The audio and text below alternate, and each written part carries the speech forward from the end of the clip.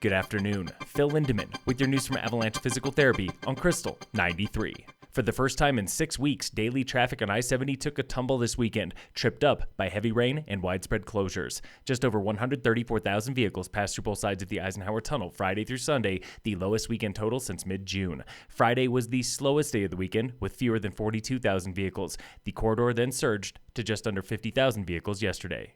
There was drama on every inch of I-70 from the tunnels down to Glenwood Canyon, starting with major mud and rock slides Friday.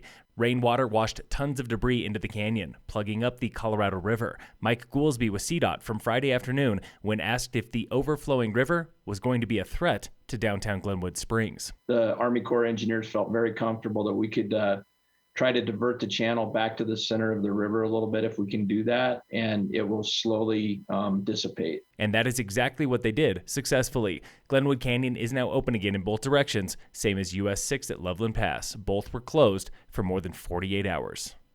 14er hiking in Summit County is getting the Pikes Peak makeover. Starting this Friday, you can access Quandary Peak or nearby McCullough Gulch by shuttle or parking reservation only, similar to limited access at Pikes Peak and several other 14ers. Cost at Quandary is $20 for half-day parking, $50 for a full day, or $5 a pop for 3-hour blocks at McCullough Gulch. Violators will be ticketed or towed. If you don't want to pay, there is a free shuttle from the parking lot in Airport Road running 5 a.m. to 7 p.m. daily to the Quandary Trailhead. All of this is for summer only, ending October 31st. Reservations are live now at parkquandary.com. And just so you know, the Quandary Peak Trailhead lot is closed tomorrow and Wednesday for preparations.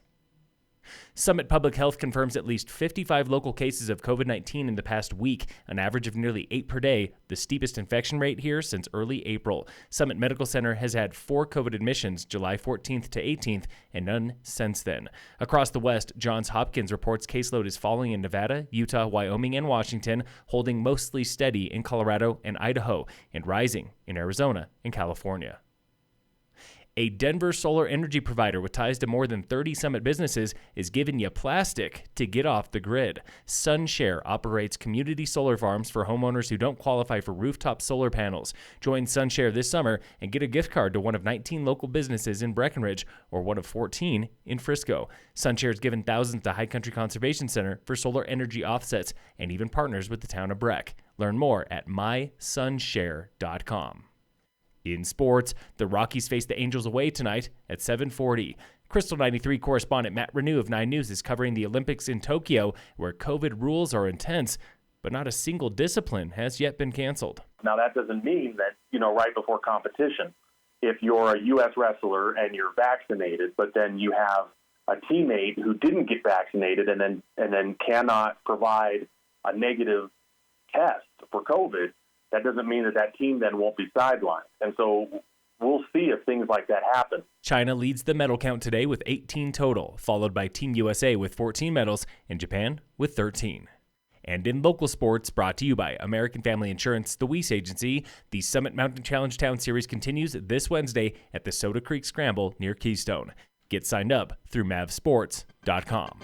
Phil Lindemann with your news from Avalanche Physical Therapy on Krystal 93.